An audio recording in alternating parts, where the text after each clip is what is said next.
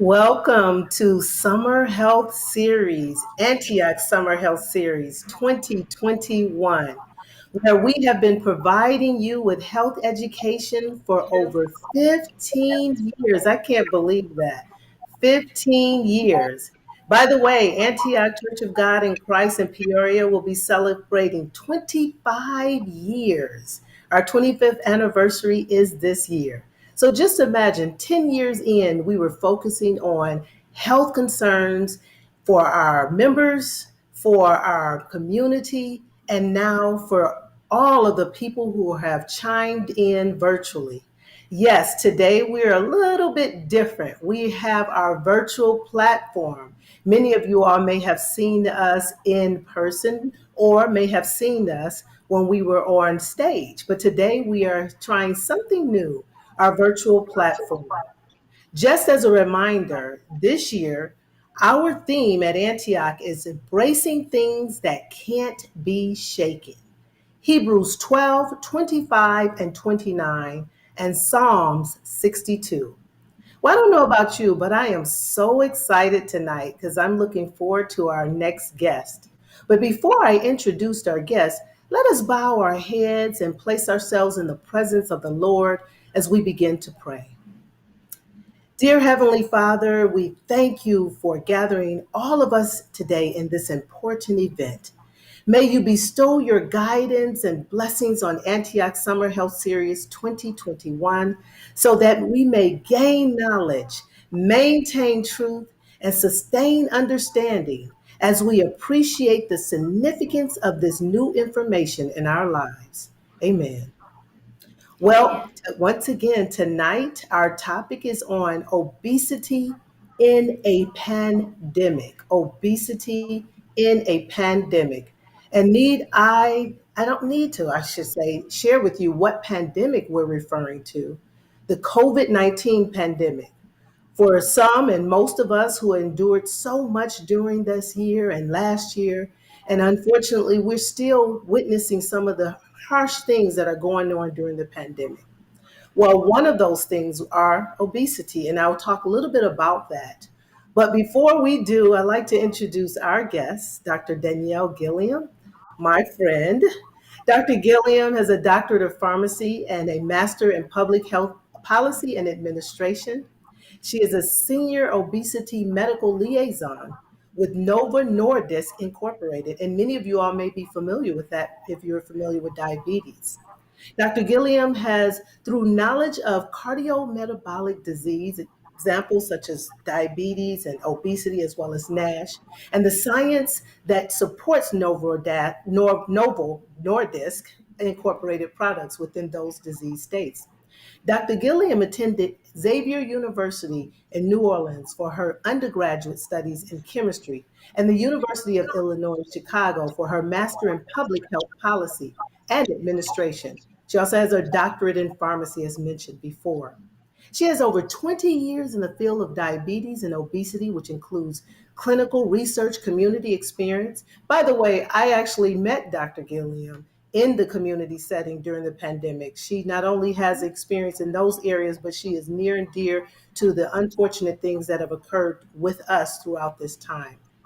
Dr. Gillian and I have actually done some in-person presentations as well as our most recent presentation virtually on the platform. And I really enjoyed the information she shared with us in a more scientific, but yet an understanding in which most of our laypersons were able to provide. Dr. Gilliam has also done some work with the Black nurses and look forward to doing some work with Black Nurses Association of Greater Phoenix area in the future. Dr. Gilliam, we would like to welcome you to our annual Summer Health Series 2021. And I know you're thinking this is an unusual program because, yeah, most churches do not do certain things like this, but we look forward to doing and have done it in the last 15 years. And we look forward to doing it in the future because we want to help our community. And as you know, recently our community has become those all across the country. Well, as I've mentioned to many of you all last week, I look forward, as I've shared, to hearing about the impact of obesity during the pandemic. Many of us were so focused on the pandemic as it related to the respiratory system and even certain mental concerns. And speaking of mental concerns, I'm sure that had a lot to do with weight gain. But yet we see how our underlying and unpredictable factors related to COVID-19, such as weight maintenance. And I said maintenance because many of us started 2020 thinking that we were going to lose weight, but unfortunately that may not have happened, and our weight gain. So, Yes. Dr. Gilliam, I'd love to hear more about the topic on obesity during the pandemic. Could you tell us about that? And were those who were considered overweight at a greater risk of contracting COVID 19? Thank you for that, Dr. Allen. I am elated to be here and to be able to provide some education around this topic. And I too have enjoyed working with you. You are an awesome partner, and your institution, your church is lucky to have you because you are awesome. Black girl magic.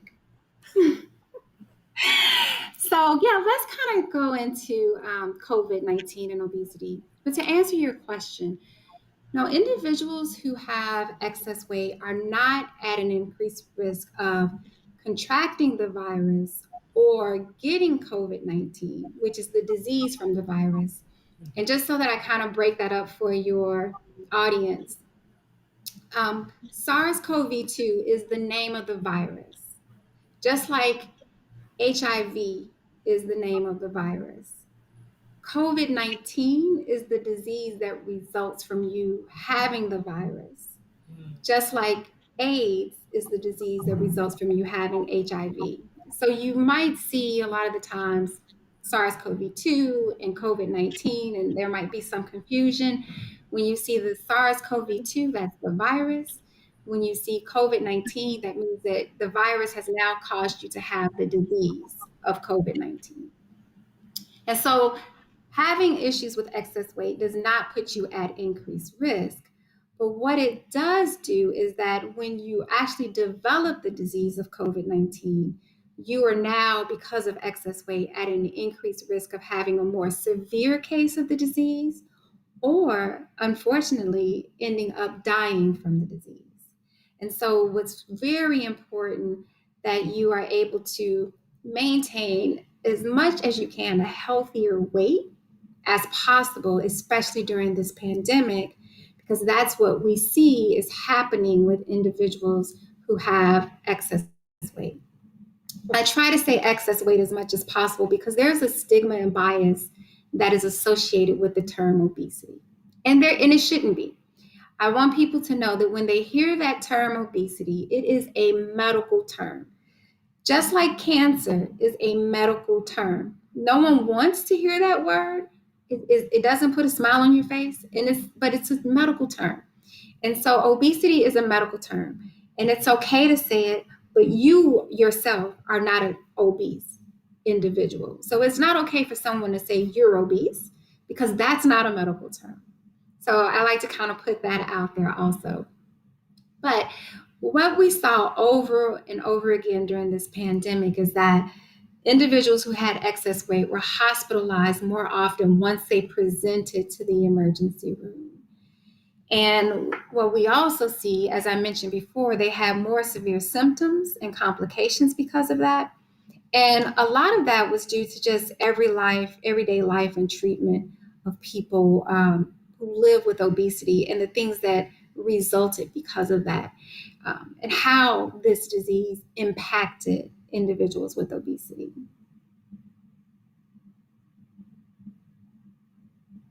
So let's talk about how it actually did impact them.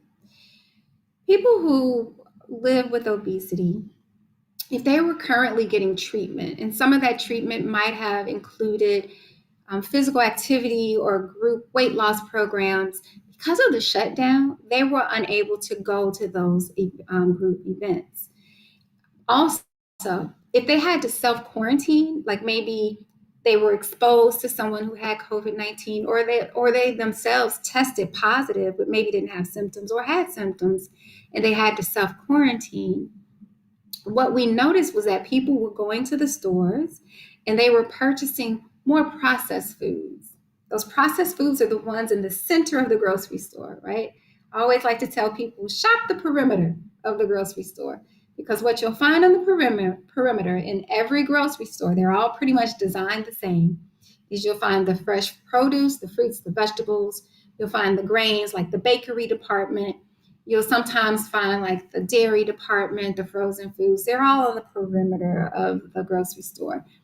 The processed foods, the foods with the longer shelf life, are in the middle of the grocery store. And the canned foods are also in the middle of the grocery store. And it's understandable, because if you were trying to stock up so that you didn't have to leave your home for long periods of time, it made sense that you wanted to have something that had a longer shelf life, like processed foods or canned foods. They weren't necessarily better for you, because most of the time processed foods have increased sugar and canned foods have increased sodium. Um, and so they were eating that more often than they were fresh fruits and vegetables.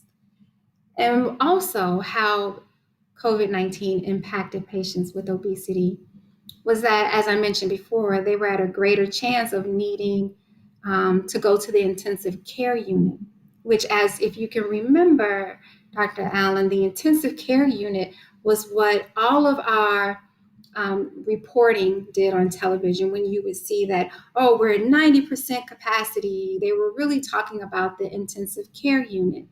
And that was significant, because that meant that if you presented to the ER and they needed to admit you, if the intensive care unit was at full capacity, then sometimes your care was below standard. So it's also, again, something to consider, why it's important to maintain a healthier weight. And then also you have to think about the mechanical ventilation. Now, what does that mean? That means a breathing machine.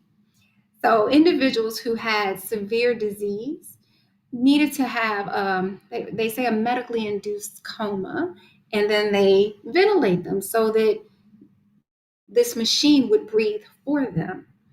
But if you can envision a person who has excess weight, class 3 obesity, and we can talk about those classes in a moment, but class 3 obesity, these machines are limited based off of weight. So when a device company is manufacturing their machines or devices, they do it based off of a standard weight. There's weight limits below and over.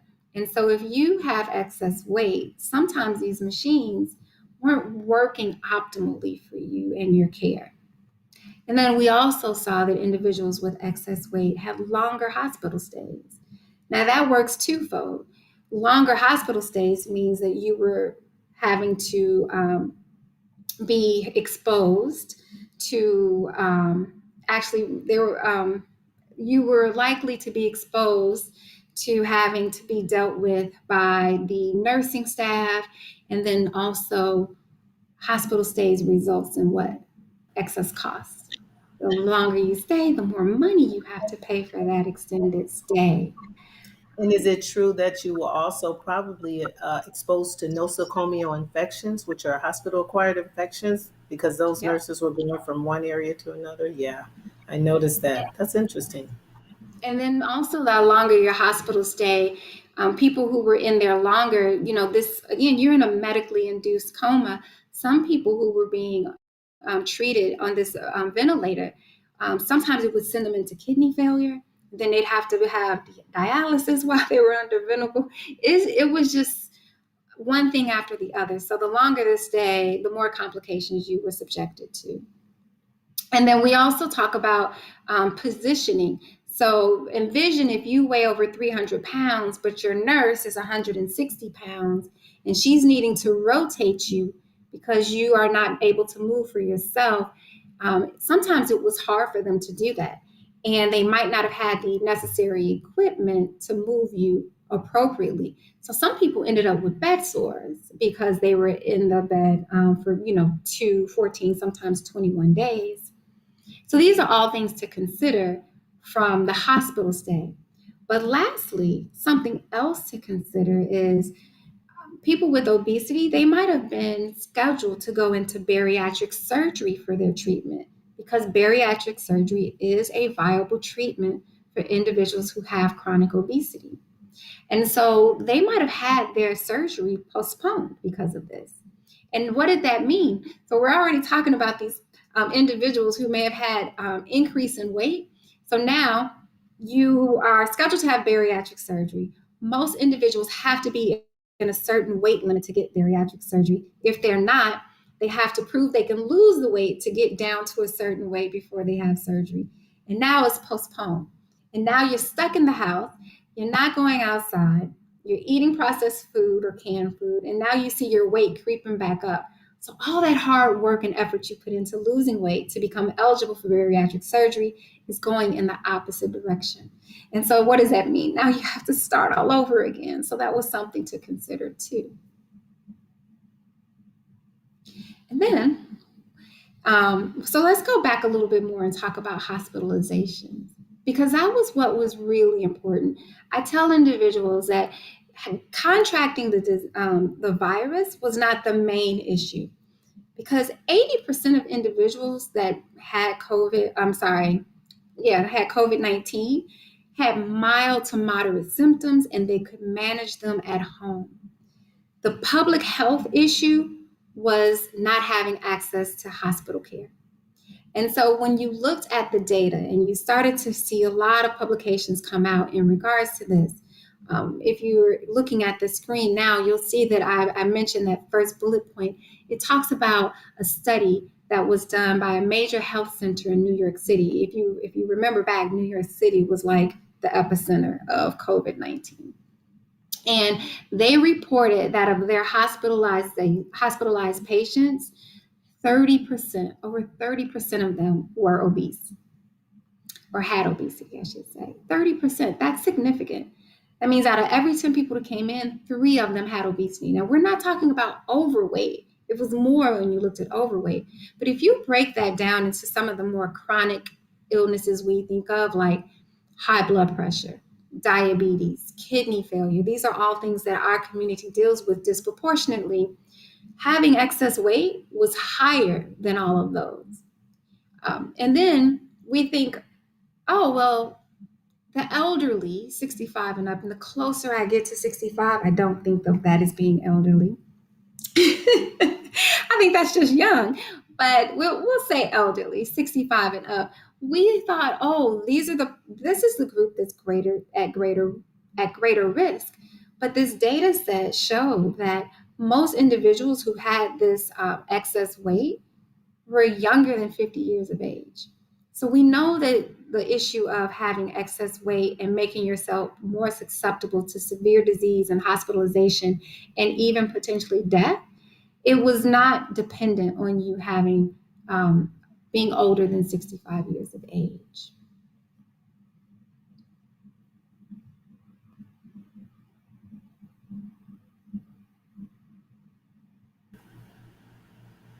So I'm looking now and I'm thinking, wow, you shared a lot of information on obesity. And again, that term, and you're right, there's a stigma. Because even if someone was to say that to a family member, even myself, I would say, step back, wait a minute. I Right. don't see that as a person being obese. So excess weight is very important. But what are some of the things that you would say that would help us with the obesity? I think you talked about it. You talked about how it impact us during COVID-19, and I can see all of that. Mm-hmm. People obviously not being able to go out and walk, not being able to eat the right foods. And thank you for the tip on shopping. Now I know to shop on the outer portion of the store. Okay, Yes. that's awesome. That's a good. I'm glad that you shared that. But what are some of the things we can do to combat the having that excess of weight, if you will? Yeah, that's a good question. So, what comes to mind immediately is eating healthier. Now, I'm putting rabbit ears around healthier because I'm not saying that you need to become a vegan or, give up everything that you're used to eating in life. No, but you need to eat healthier than what you're doing if you are struggling with excess weight. And so Things like eating healthier would be incorporating more fresh vegetables and fruit into your daily meals. So, what does that mean? If you, for breakfast, if you're always used to getting up and having eggs and bacon and toast, and you're putting butter on your toast, and you're putting butter um, on, cooking your eggs with butter, which, we all do. So I don't eat eggs, but I used to. That was my base. I'd put a tablespoon of butter, melt it down, throw my eggs on top. So I remember them days. But what you don't need meat for every meal.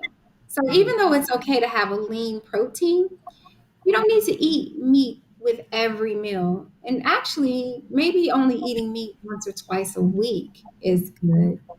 Um, so that's something to consider. Eat healthier and then eat lean proteins. Don't eat meat that's more fatty or that causes a lot of inflammation, like pork causes a lot of inflammation in the body. And you said Red that meat, was pork? Pork that pork, causes. it Okay. does. Thank It you. causes a lot of inflammation in the body.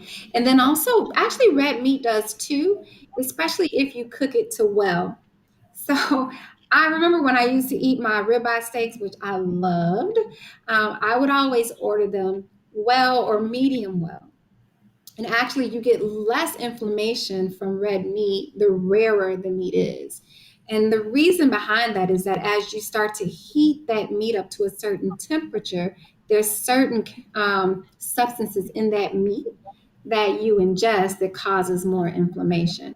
So if you're sitting next to somebody and it looks like every time they cut that meat that it's bleeding and you're like, oh my gosh, this is going to make me sick, they're actually eating a healthier piece of steak than you are. That's something to consider too. And then whole grains. So I don't know if your audience or your members are familiar with here seeing on the cereal boxes or things like that. It will say whole grains. Well, there's certain things that are called cracked grains that when you have a grain, the more intact that grain is, the less processed it is. So as you start to process it, you can envision that the grain is being broken down, broken down. So those are called cracked grains. And so that's the part of eating healthier, but also adequate sleep. We don't get enough sleep. The average adult should get between 8 and 10 hours of sleep a night. And unfortunately, in our society, it's like a badge of honor to tell people, oh, I only sleep 4 hours a day. And oh, that's nothing. I only sleep 2 hours a day. It's kind of like, oh, you must be really productive. Actually, it's the reverse. The less sleep you get, the less productive you can be. Our body needs sleep because we need to replenish everything that we put our bodies through the day. And I'm guilty of it. Is Not naps included in that hours of sleep? absolutely it is. Okay. Yep. Yep. Napping is good if you can. I'm one of those people where if the sun is out, I can't close my eyes. I can be really tired, but I can't sleep. But those are some suggestions. And then also some other guidance for patients with obesity to consider is um, the media is good for what it's supposed to do. Kind of give you some information to investigate more or research more. But there was this point where a lot of information was coming out in the media to say, oh, because of the way that the same, this is a big word, the receptor that the virus uses to get into the cell to cause illness. Mm-hmm. It was a similar receptor that people who were taking blood pressure medication actually, some of the medication they were taking actually also bound to that receptor. And so there was this information that was coming out about, oh, certain blood pressure medications you should stay away from them because it makes you susceptible to having more severe outcomes. And so some people stopped taking their blood pressure medication based off of what they were hearing in the news. Do not do that. If for some reason you hear something about a medication that you're taking, do not discontinue that therapy. Reach out to your healthcare professional first. Have a discussion. If there is enough concern for you, regardless of whether or not it's factual or not, but you feel concerned enough about it, allow your healthcare professional to give you another option, but don't discontinue your medication, especially if it was for high blood pressure, because that stopping that could wind up giving you a stroke. And what's more important, taking some blood pressure medication that potentially can cause an issue, or having a stroke.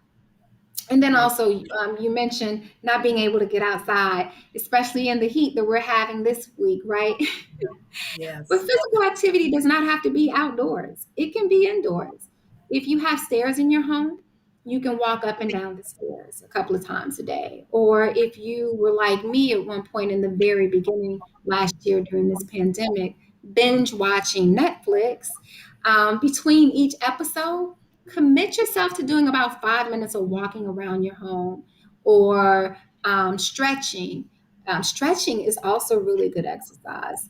Do a few, I say jumping jacks, but I don't necessarily mean jumping, because if Hmm. you have issues with excess weight, sometimes putting a lot of pressure on your joints hurts. But Hmm. jumping jacks does not have to be up and jumping. You could just kind of lift and put your legs out to the side. You can't see my legs, but you see my Right. arms going up like that. So continue with physical activity. But whatever you do, two things I want you to consider. Continue maintaining social distance, especially when you are indoors, and wear a mask. Because remember, we just talked about having excess weight doesn't necessarily increase your risk of getting the virus or developing the disease, but it Hmm. does say that once you develop the disease, you're at increased risk of having a more severe complication. So I it do. does, I was going huh? to say, I do want to share with you the exercise. I love the fact that you said that you don't have to jump and do the jumping jacks. It's just lifting your arms and sitting in the chair. And I think that's also important for our older population, those who are on our viewers, knowing that Mhm. they could do this. Because every time people say exercise, people think running, jumping, and doing, major exercises. But I have to make Mhm. you laugh, Dr. Gilliam. My provider said, get a trampoline. So I got this miniature sized trampoline in my Yes. computer. And I'm jumping up and down on the trampoline. And all of a sudden, my niece sees it. So now that's her routine as well. So I think it's an exciting, thing to do, but also lose weight as well. So It's I love really it. good for your core. That Yeah. trampoline, that mini trampoline is really good for your core. And you're right, you don't have to do a whole lot. Just continuously lifting your arm above your head, it Uh huh. elevates your heart rate. So that's really the benefit of cardiovascular, or cardio as we call it, is elevating the heart rate. And then the last thing I want to share is get vaccinated. Yeah. Well, If you have not already been vaccinated, you're please. preaching to the choir, no pun intended. Our church talks about that all the time, and you'll probably hear towards the end where I'll be making the announcement. But let's go back to obesity. It's interesting that you talk about obesity, and it sounds like you're treating obesity as if it is a serious chronic illness. And I've never heard it as such. I mean, the way you describe it is something that we truly need to look into. Tell us a little bit more about it if it is considered a serious chronic illness. Yeah, just a little background about obesity. It is as you said, serious and chronic disease, just like diabetes, Mm-hmm. just like high blood pressure. If Mm-hmm. you go to the physician or clinician, it's not always have to be an MD, it could be a nurse practitioner or a PA, but you go to your healthcare professional Mm-hmm. and they say, Dr. Allen, it looks like you have diabetes. Let me give you a prescription for ABC. And what I want you to do, they always tell you this: eat healthier and exercise. But you never say, I'm going to give you back your prescription. I'm just going to eat healthier and exercise because I can beat this. That doesn't happen. So when you have obesity, the data supports that by the time someone has a serious conversation with their healthcare professional about obesity, they have tried on average 7 to 9 times to lose weight and keep it off on their own. Yes. And so it's not just something that you can just do. I say that because most individuals cannot keep weight off, especially from dieting. Now, so that's something to consider. So it is a chronic disease because you've lived with it for years and you've not addressed it. Obesity is not just having excess weight. It is actually having excess weight that is impairing your health. And it can be impairing your health by causing you arthritic pain. It could be impairing your health by now you have type 2 diabetes, because the majority of type 2 diabetes is preventable. It really is a lifestyle disease, just like obesity.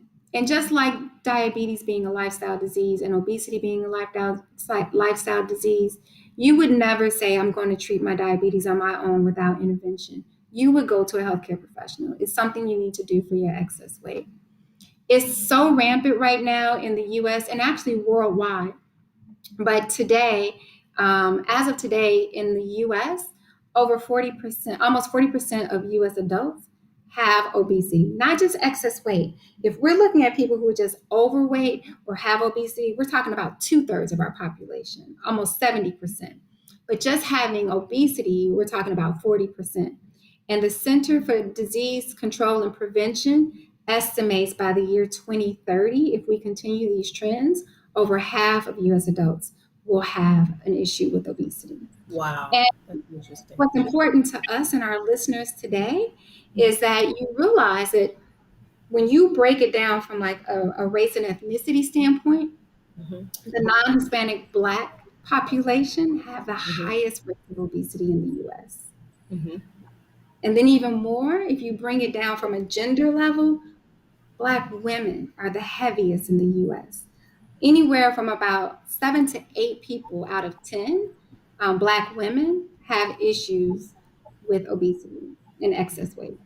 So we really need to get that under control.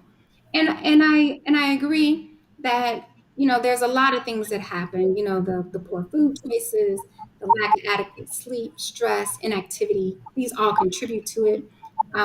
We talk about um, so there's I always like to quote this, and I'm going to read it because I want to make sure I get it correct. But Sure. First Corinthians 6:19-20, they say, or do you not know that your body is a temple of the Holy Spirit within you, whom you have from God? You are not your own. For you were bought with a price. So glorify God in your body. And so I say that if you Amen. have excess weight, it's not about body shaming. It's not Mhm, about not making you feel like you're a person because you have excess weight. It's about glorifying your body for mhm, God.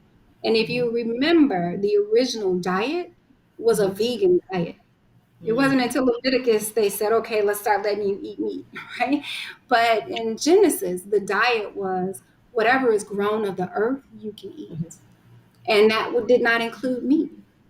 So, think about that when you start to say, oh, I don't think it's fair. I work hard. I deserve to eat pizza on Fridays. I deserve to eat French fries and hamburgers and hot dogs. Yeah, as Maya Angelou say, when you know better, you do better. you do better. You Yeah. know better. So you have to do better. You can't continue to eat like a teenager or a preteen. At some Mhm, point, you have to eat like an adult.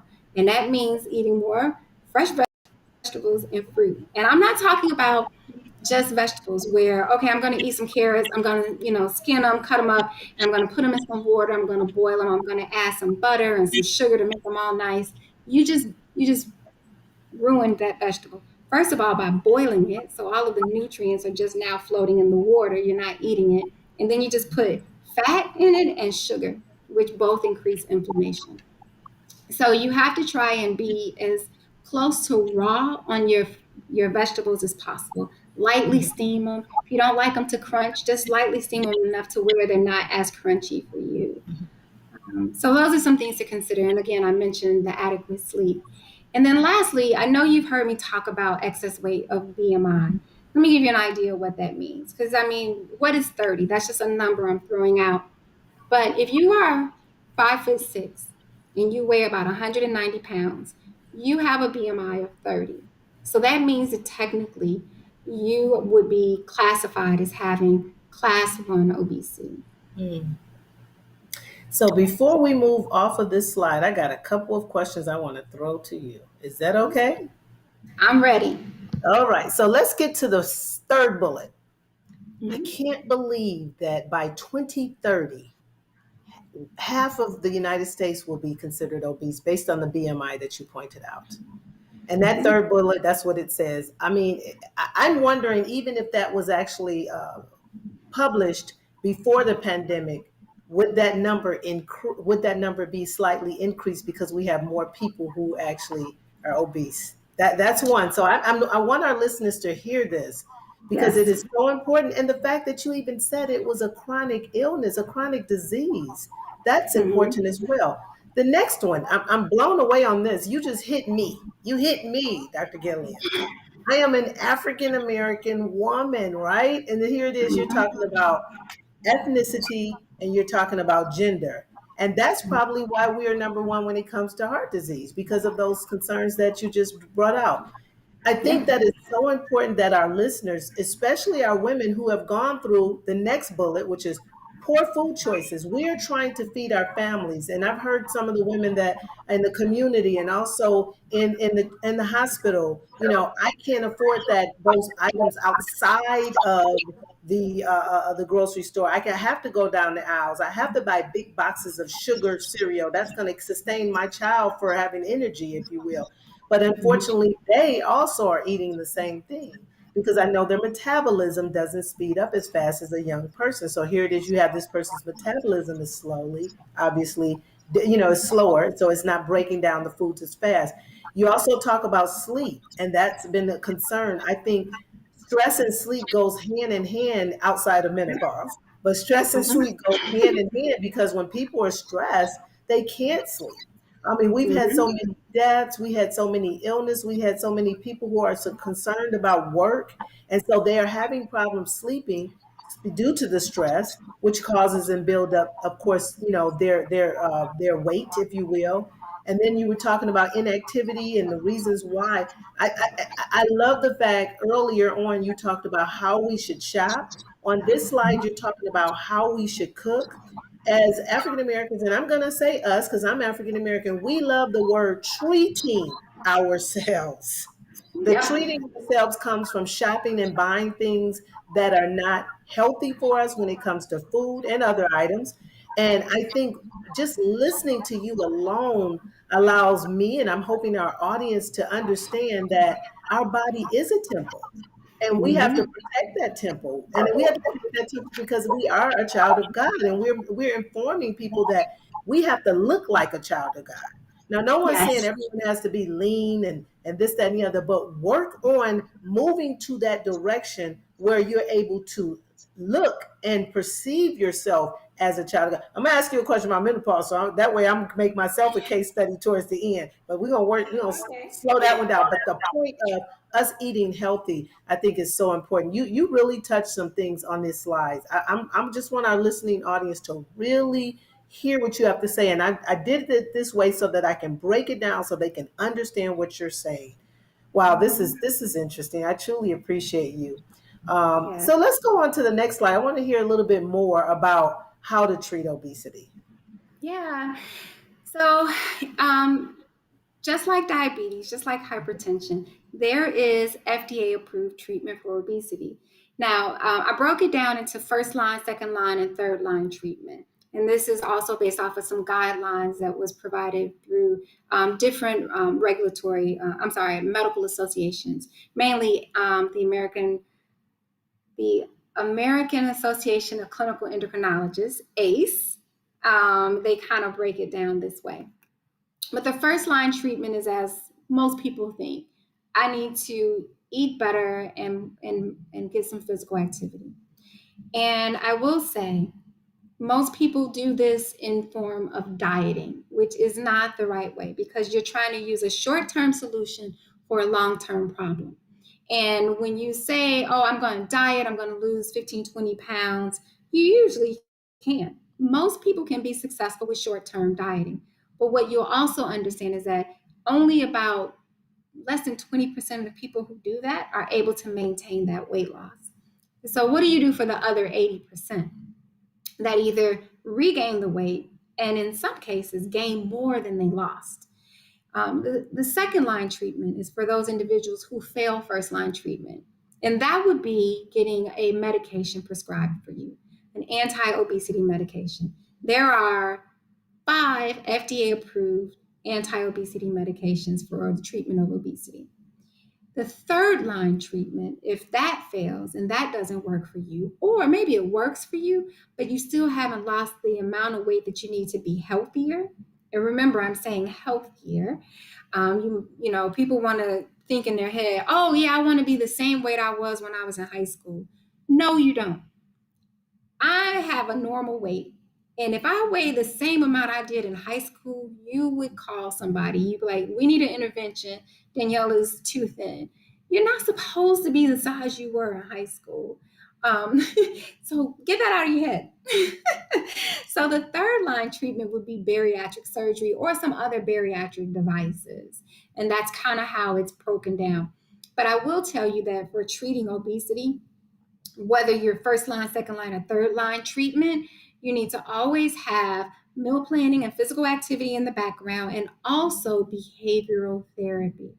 And it is what it just sounded like. It's behavioral therapy. You need to be retrained on how to navigate yourself in an obesogenic environment. What does that mean? That's just a big fancy word for saying that the world we live in, our environment, is working against us. It promotes us to have weight.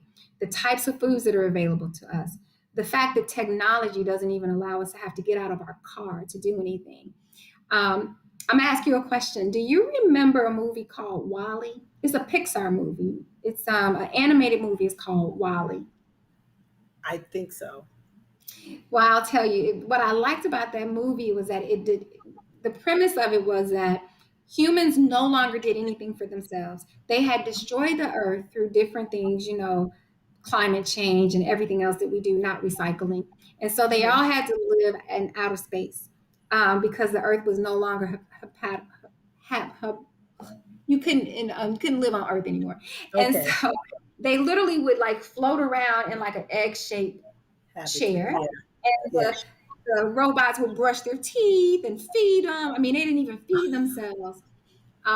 So we have to change behavior sometimes. And Mhm. so, if you're always used to associating sitting down watching TV with eating chips, then that behavioral modification has to happen where you can disassociate it. So that's what behavioral therapy is. Okay. And I think so. So before you go to the next slide, I want to talk about behavior therapy.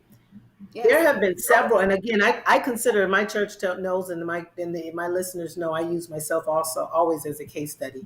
So Mhm. with me, back in 2009, I realized that it might have been one of the presentations that I participated in or someone was involved in, and someone said if you can cut one thing out of your diet or the what you eat, and it's a significant thing that causes you to eat it or drink it often, but it has a high glucose or sodium level or fat Mhm. content, you would lose weight.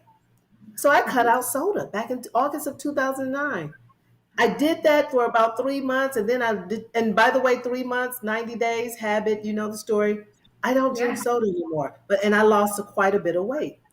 I Yep. moved on and I began to look at other things that I could cut out of my diet or what I eat so that I could do Mhm. the same thing. And that exactly the same thing happened. As I began to cut out things that I knew that I could do away with, I do Yeah. soda water to get the fizz and maybe some of the flavor, but I don't do soda because I know the high content in sugar. So, what you're Mhm. saying is, as we look at the habit therapy, which you just pointed out, if Yes. we can remove things, not say that, oh, I like to stop drinking soda, but and stop for a certain period of time, but make it a habit, make it where the Mhm. individual no longer drinks it. It is no longer part of their diet. So is that what you're Mhm. saying when you talk about behavioral therapy? Absolutely, and that is a perfect example. My sister, I challenged her one year. I told her I'd pay her $100 if she stopped drinking soda for a month Wow. because she loves soda and she does not like the taste of diet soda. It has to be full blown on sugar soda, Oh, and or as we call it in the Midwest, we call it pop. but you said soda, so I said soda, but pop. Yeah, we say pop. 17 pounds I in a was trying to month. come to the West Coast a little bit. Right, right, right. She lost 17 pounds in a month just from no longer drinking the amount of pop that she was drinking. So you're right. That's what I mean by behavior modification, changing the Mhm, association that you have between your brain saying, this is what I want, because there's mhm. that hedonic, that's that you might not even be hungry, but your brain says, oh, I want this. Changing that brain association. That's what I mean by behavioral therapy. We got time because I got another one. There Okay. are, and I'm picking on members in my church because I think we have to give praise where praise is due. There's two Okay. couples in my church, no name, and they've been, we're gradually coming into the church, and I notice when I see them, I'm like, wow, what did you do? Did you get a makeover? Did you change did you go to the doctor and do something? Did you go out to Scottsdale and get something done to your face? I'm just teasing, your body. You know what they said to me, Dr. Gilliam? They said, no. I stopped eating junk and I ate those fruits and vegetables you just talked about. And one couple is a vegan. I think the other one may be vegan as well. But they look, I would say 10, 15 years younger. Their Mhm. face is clear. Their Yep. bodies, and we're not talking about looking at their bodies as far as size, but their Yeah. their bodies are healthier. They're more energized. You can see even the smile on their face. It's just like, wow, the glow. That's what it is, the glow. And I think Mhm. that's important too. People have to realize we're not just talking about the way you look, it's also the way you feel and the way your body takes in things now. Is that not true? Again, this is that behavioral therapy situation. It's very true, and I have a few success stories too. Yeah. I used to do quarterly presentations at my church, and um, one of the ladies came up to me. She was on medication for diabetes, Okay. medication for hypertension or high blood pressure, and she had issues with excess weight. And she came up to me and she said, I'm going to do better. I'm going Mm. to, but she went extreme. She went vegan. I'm not Okay. vegan. I'm pescatarian, so I eat fish every Hmm. now and then, not every day. Hmm. She went vegan. She is no Okay. longer on blood pressure medication. She's no longer on diabetes medication, and she's Can lost you repeat significant weight. that? Can you repeat it? Our audience need to hear that. And I'm pescatarian too, so we got Yep. that in common. But yeah, Mhm. just cutting back on certain things that are going to cause people to obviously take that medication. I think it goes back to what you said when you said you go to the doctor, you don't tell them, no, I'm not going to take the medicine. I'm just going to change the way I eat and do things. No, you have to gradually take the medicine, but gradually the doctor always tell you, and I know you tell your patients, Mhm. gradually, Yes. take the medicine and change your lifestyle, change what you do. And you don't have to run, walk. You don't have to leave out in 12 in the afternoon when it's Yes. 117. Leave, get up at 5 and 6 o'clock and just walk around the block. Go to your mailbox. Drink plenty of water. Those are things that I Yep. tell people as well. Okay, I'm gonna Garbage stop. We always in, keep. garbage out, right? Oh, that's a Garbage good one. in, Garbage garbage in, out. garbage out. I'll remember that. Thank Even you. if it's your mindset, right? if Hmm. if you if you are trying to live a Christian lifestyle, but Hmm. all you hang around with is non-Christians, That's right. how successful is that going to be, right? So you have to surround yourself with healthy friends, healthy Hmm. relationships. Yes, You have to surround yourself with healthy food. that's right. So it's all a process. It's not just about what you eat, it's about what you think, it's about your environment. It's so many things to consider. And once you start to, like you said, gradually embrace this and this and this, you'll look up, you'll look better, you'll feel better, you'll look Yes, good on the inside and the yeah, outside.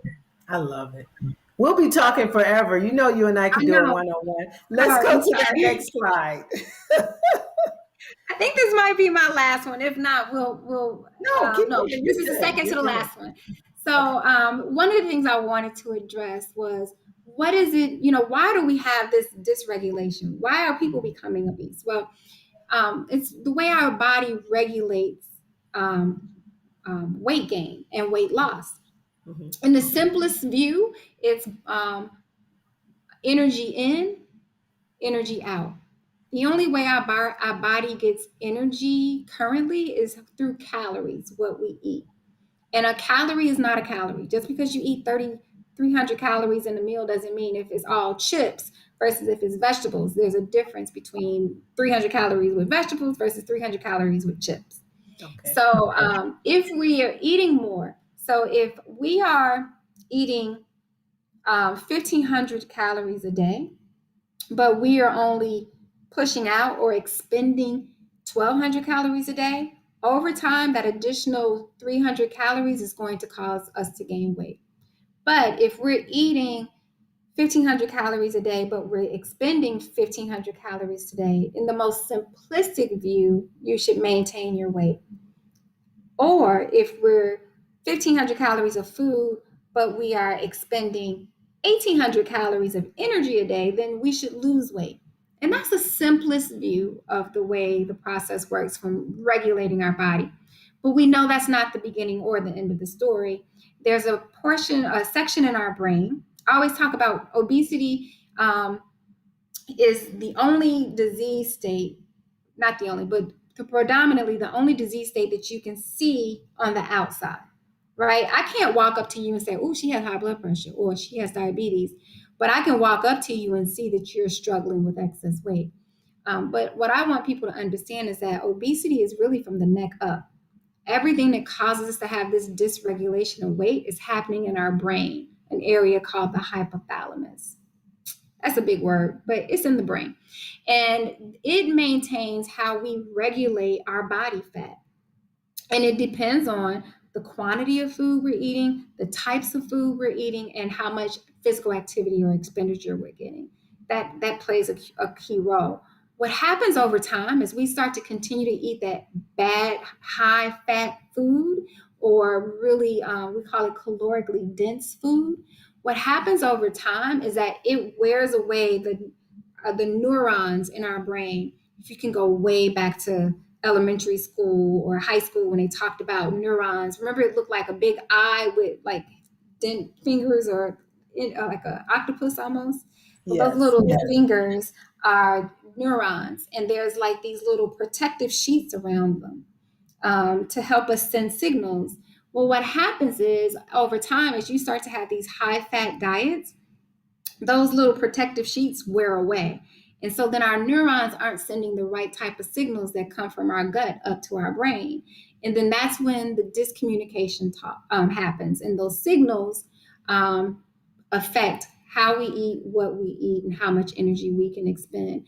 And the reason behind why this is a chronic disease is simply because of that. We've done so much damage over time that you can't grow back new neurons at the speed that you need to really overcome that for most of the time, unless you really have a desire to change your behaviors. And that's what body weight regulation really is. And if we talk about the next topic, metabolic adaptation. Remember I said that 80% of people can't lose the weight? I mean, they lose it, but they gain it back. That's because as we lose weight, our body wants to return to our original higher weight. So if my body is used to being at 200 pounds and then I lose weight and I get down to 180, it goes into a frenzy. It's like, hey, what's happening? Are we starving? Are we not going to have food available? What's going on? Why are we losing weight? Are we sick? And so our body wants to protect us. And by doing that, it releases all these different types of hormones to make us proactively seek food. And that's a protective mechanism. We don't need that mechanism in today's age because we have food so readily available. But when we were hunters and gatherers, we needed that defense mechanism, because if we just sat around and never ate, we could just waste away and die. And so it was a protective mechanism when we needed it. We don't need it now, but unfortunately, it's still there.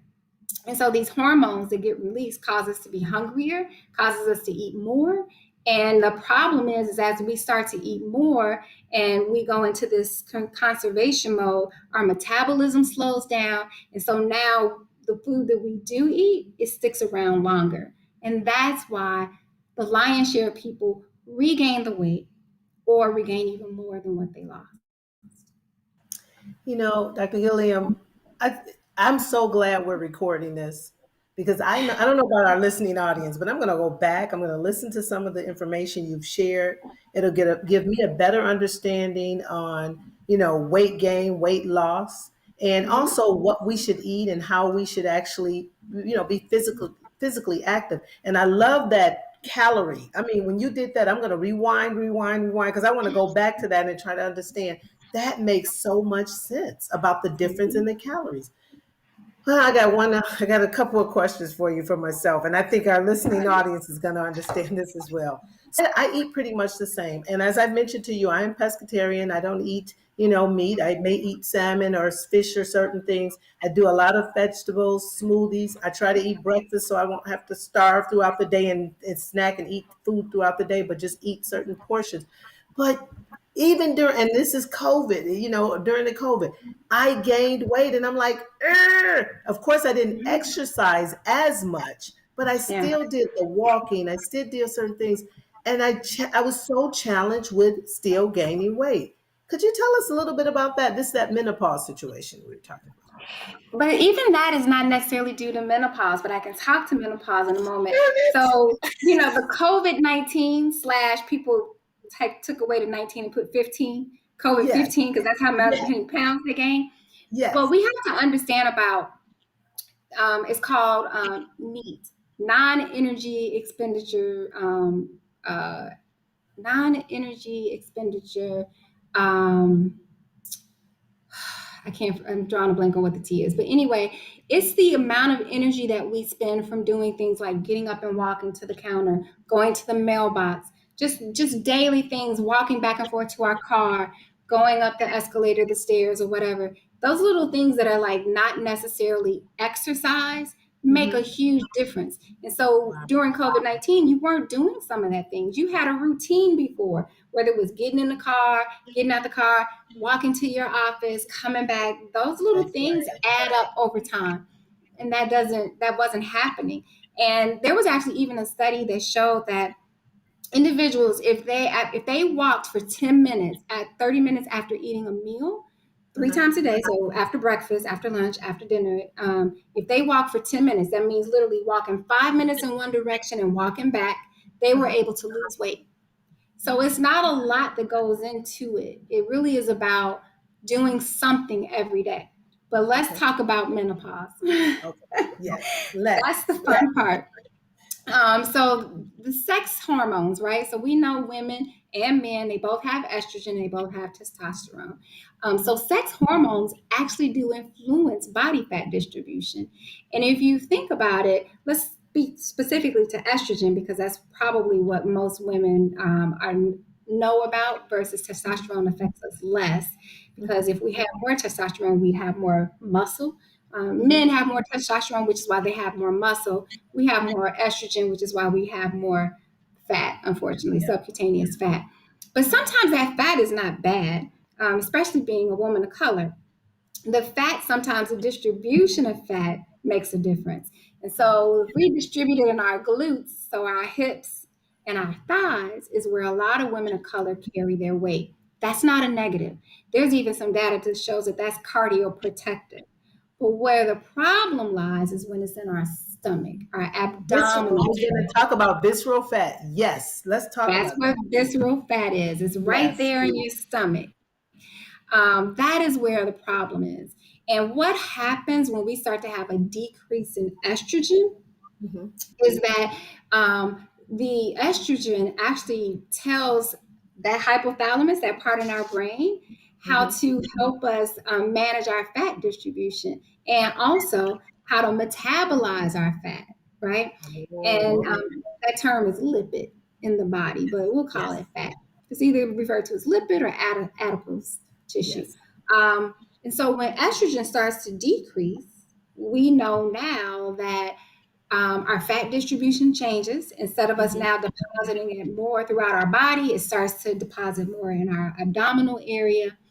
And then there's also the process by which, and it's really kind of complex how it happens in the hypothalamus, but really the brain starts to tell us how we intake food. Okay. And so now we make those food choices, right? A lot of women who are going through menopause, they'll tell you they start to crave different types of foods. Hmm. And usually those foods are either salty, or they are usually, we call it savory, which means they have Hmm. like some fat to it. Okay. And that is biology. That is not choice. That is biology. There's some science behind why you choose the foods you eat. And then there's also this hormone in our body called leptin. And even though people hear that word, I'm sure people on in this audience has heard the word leptin. But leptin really is this hormone that is helps us maintain a healthy weight. And what studies have shown is that estrogen directly affects leptin sensitivity. What does that mean? Think about when you're sensitive to something, it affects you, right? So being sensitive to a hormone means that your body is more receptive to it. You want that because leptin is going to help us do better with our weight. But when estrogen goes down, you become leptin resistant. So think about resistant. You're like, hey, no, that's what happens. Your body becomes resistant to that leptin once estrogen goes down. And so now leptin's not telling us to maintain a healthy body weight. And now our signals are saying it's okay to have a little bit more body weight on you. Um, and then there's another hormone in our body, and I won't say that word because that word is even longer, but it's adiponectin. That actually goes in the opposite direction too, and that causes inflammation. And now, because of that inflammation, women who go through or in postmenopausal, they're at an increase of cardiovascular disease. They're at an increase with a lot of other disease states because of that inflammation, because estrogen is no longer protecting us. And that's why a lot of women will get on hormone replacement therapy. So we're That, getting ready to wrap up. No, no, this is good. But I want to ask you to do two things quickly. One, just talk a yes. little bit about childhood obesity, because I want to cover all ages. And Mhm. then tell us, how can we contact you or any of the programs you're doing so that we can learn more about this? Because I know that you have a wealth of information beyond what you're sharing with us today. So if you can share those two things as we wrap, I would love it. Thank you. Yeah, childhood obesity is a issue in our country. For probably over the last 5 to 7 years, we now see children with type 2 diabetes. That was almost unheard of. Children who had diabetes usually had what's called type 1 diabetes, which is an autoimmune disease. Type 2 diabetes, as I mentioned before, is predominantly preventable. It's a lifestyle disease. We now see children as young as 10 years of age developing type 2 diabetes. That's significant because we know what having type 2 diabetes at the age of 45, 55, 65 does to our body. We are clueless as to what that's going to mean when a person or a child develops type 2 diabetes, what that looks like. Having type 2 diabetes and obesity can take about 8 years off your life. 8 years. But what does that mean for a child? Will it be 8 years or will it be 16 years? We don't know yet because it's in its infancy. And we'll figure that out as time goes on. But childhood obesity is a problem. And one of the major reasons behind it is because of technology. When I was young, it was if you were told to stay in the house, that was punishment. You did not want to get, if your mom said you can't go out, you're like, what am I doing? Kids don't like to go out now. They want to be on the computer. They want to play video games. They are content being in the home. So they have reduced physical activity. Now let's go to the schools. In the schools, kids don't go outside for recess. Recess used to be an hour for me when I was in school. Some schools don't even have recess, and the schools that do have recess, it might be 30 minutes or less because they have to break it up between the lunch period and going out. And then lastly, organized sports. When I was young, everybody had to do some type of sport. It didn't matter what it was. You didn't have to be good at it, just do something. Nowadays, sports are so competitive for our children that most children don't even want to participate if they feel they're not going to do well on it because they don't want to be stigmatized. They don't want to be sitting on the bench. They don't want to be the bench warmer. And so, even though you might have an interest in playing basketball, if you're not good, you might not try out for the team. So now they're not getting any activity across the board. Now let's add that on to our obesogenic environment. Everybody's going to talk about an obesogenic environment when they get off of this call. So now we live in an environment that promotes obesity, the types of food that we eat. We have mothers and parents that work a lot of hours at work. And so when they get home, sometimes they can't make a meal. They can't cook dinner. So they're going to get something quick and easy. They might say, okay, let's go to Popeyes. Not that I'm giving any type of promotional shout out for Popeyes, but let's go here. Let's go to McDonald's. Let's go to Culver's. Let's go here. You're eating out a lot, unfortunately. There's not a lot of home cooked meals. That contributes to the issue. The schools, if they're eating lunch at schools, they're not healthy. Schools have vending machines in it that serve soda or that has juice. People think juice is healthy. It's not. It has as much, if not more, sugar than soda a lot of the times.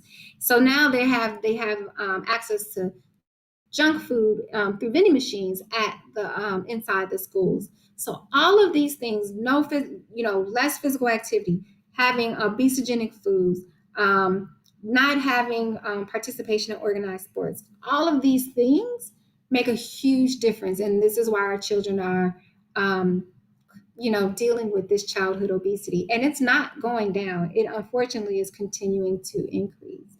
And so what do we have to do? There are some medications. There are children as young as 12 and 15 years old who've had bariatric surgery because they weigh so much. There are children who are like 15 years old that weigh 300 pounds. So it's an issue of life or death for them. So that's why they go through bariatric surgery. But childhood obesity is on the rise.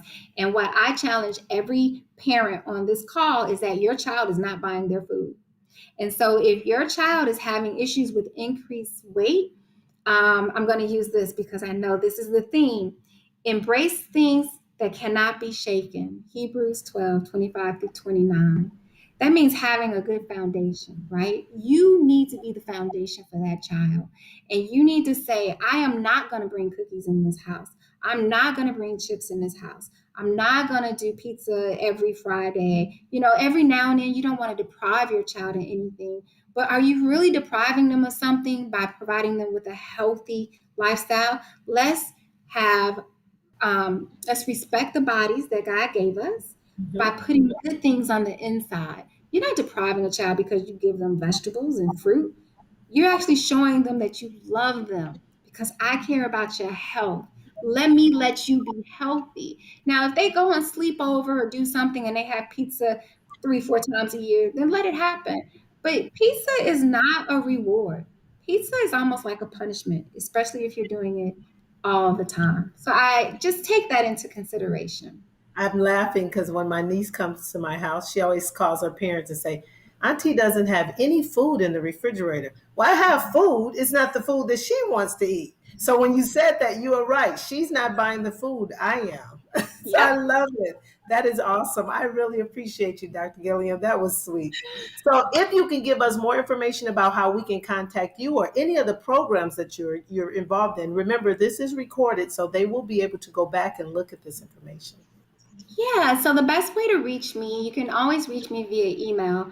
My community email is health and wellness state of mind at And gmail.com. So health and wellness state of mind at gmail.com.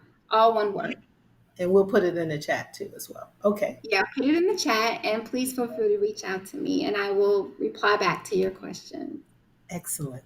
Well, we thank you again. Again, this was a wonderful presentation. And I share with our listening audience and our viewers that they will truly enjoy this whole presentation. Again, obesity during the pandemic. And I'm sure, no pun intended, you all Yes. have had more than you could chew. So thank you so I like much. that. I know. I just had to say it. That was a dying statement to say. So once again, thank you. And I want all of our viewers to stay on as we go and talk a little bit more about how we're reopening into Antioch Church of God in Christ in Peoria Avenue, Peoria, Arizona. So here we have a little bit about our reopening, steps to reopening. As I pointed out last week and also on Sunday, that we will be reopening. This is Father's Day, June the 20th and June the 27th, the following Sunday. We will have two services. Those services, again, will be at 11:15 a.m. and 8 a.m. So I'm going backwards. So at 8 a.m., 11:15, we're asking members to register for this Sunday. And then also we are having Sunday school. And I think if we go to the next slide, it kind of gives a little bit more detail on what we're going to be doing. So there it is. So on June the 20th and the 27th, we're asking members to register for a service. And I'm hoping that you are registering. It's very easy to register. You'll see that I gave you a little snapshot of what it looks like. I've done it myself. We also are asking members that are 12 years of age and older, obviously, to be present because we're trying to do a count. We are wearing our masks. We're participating in screening, maintaining our social distance about 3 feet or so from each other. We're also making sure that if you're not feeling well, that please stay home because we do not want you to obviously be in an environment where you're sick or to have anyone else get sick. We're encouraging vaccinations, and we've been saying that since we've started our Antioch Reopening Task Force team. We're opening for two services, as I mentioned, 8 a.m. and 11:15, and we will have Sunday school service. So if you are in the building, you are able to stay in and listen to Sunday school. If you are at home, not to worry, we will continue to have Sunday school via Zoom. Next slide. You'll look at July the 4th. That is Independence Day, July the 4th through the 25th. That means the whole month of July. Members, obviously, registered members, basically no age limit. I think at that point, we're also looking at it with dropping registration towards the end because obviously we'll kind of have an idea of the number of people who will be there. But from now, starting on the 4th, we're registering. We're asking you to wear your mask if you are not vaccinated. And that's actually going on throughout our church. So again, those people, when you're walking in a Walgreens, it says, wear your mask if you're not vaccinated. We're doing the same thing in our building. We obviously are going to screen you, maintain social distance, and the same information that we provided before with signs and symptoms of COVID-like symptoms, we're asking you to stay home, encouraging vaccination, and our services 8 a.m. to and 11:15 a.m. The two services. So when you register, you'll be able to register for one or the other. Again, we're trying to accommodate for all members to be present, and we will again maintain Sunday school. And our last slide, you'll see that on August the 1st, the first week in August, if our numbers stay down, you notice we've been basically keeping in contact with the numbers.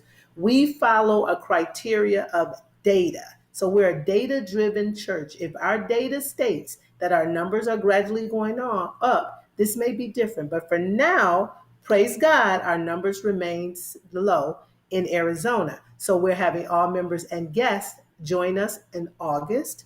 There's no age limit. We're again asking people to wear their mask if you are not vaccinated. You'll notice that there isn't any registration again in August the 1st because we'll have an idea of who the number of people are coming in at 8 and the number of people who are coming in at 11:15.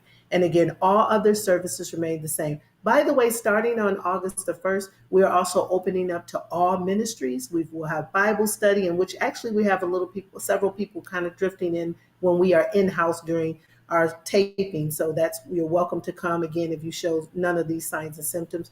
We will remain to have our Bible study. Pastor will actually begin in August, and all other prayer ministries and other programs will be going on in August the 1st. So we thank you again for our listening audience, and I think we'll be handing it over to our very own pastor. Amen.